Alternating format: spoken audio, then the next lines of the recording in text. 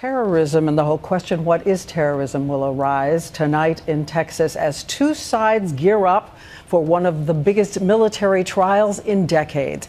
Major Nidal Hasan, charged with murder for his rampage at Fort Hood back in 2009. He will be defending himself. And ABC's chief investigative correspondent Brian Ross reports that many of those he injured will be there to confront him, but also to confront the Army for what happened since.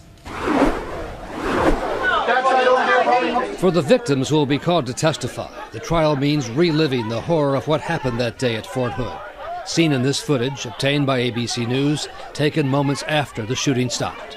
Everyone is scrambling. It's chaos. A few seconds after he started shooting is when I took a round to the chest. The victims will also face cross-examination by the accused shooter himself, Major Nidal Hasan, who has opted to serve as his own lawyer in the military trial.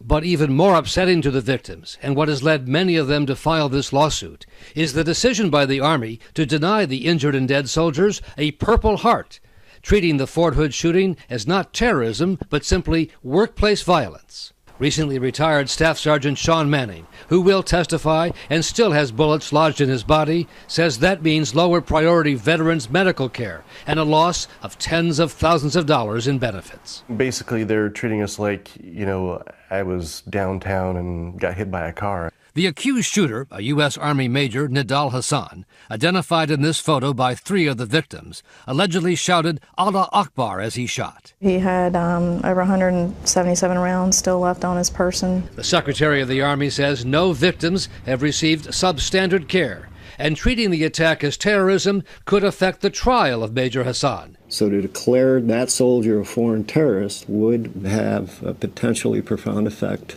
on the ability to conduct the trial. Brian Ross, ABC News.